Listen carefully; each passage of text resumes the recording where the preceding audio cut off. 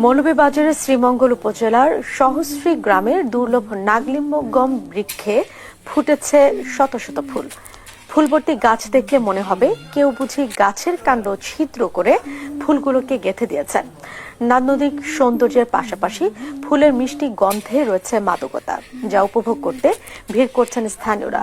গাছটির অর্থনৈতিক গুরুত্ব ব্যাপক। সালেলাহি কুটির রিপোর্ট জানাচ্ছেন নুসরাত শোভা।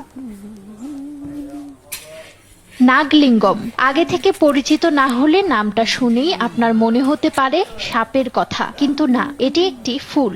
গাছের পুরো কাণ্ড জুড়ে থোকায় থোকায় ফুটে থাকে দৃষ্টিনন্দন ফুল।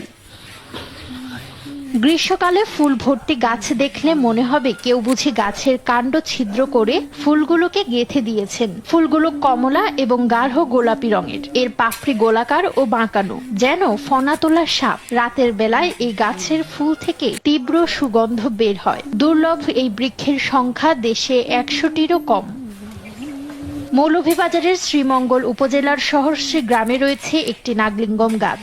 গাছটিতে ফুটেছে শত শত ফুল। নাগলিঙ্গম গাছ এইটা প্রথমে জানা ছিল না। আমার ভাই প্রায় 60 বছর আগে একটা চারা ঢাকার কোনো এক নার্সারি থেকে এনে লাগান। কাটাকাটি করে জানলাম যে এটা নাগলিঙ্গম। এটা আমাদের দেশে একটা খুবই দুষ্প্রাপ্য একটা গাছ। নান্দনিক সৌন্দর্যের পাশাপাশি ফুলের মিষ্টি গন্ধে রয়েছে মাদকতা, যা উপভোগ করতে ভিড় করছেন স্থানীয়রা। যে গাছটা আছে এটা থেকে ডেম দিয়াতে ফুল ফুটে, ফুলের গেরান পাইয়া বহুত মানুষ হয়, বহুত লোক হয় আইয়া চাই ফুল নিত, আমরা পারতে দিই না। আমার বয়স 50 থেকে 60 হইব, কিন্তু এরকম গাছ আমি কোনো সময় দেখিনি। গাছের গোড়া থেকে আগা পর্যন্ত ফুল ফুটে, এত সুন্দর ফুল, এত সুন্দর গ্রান।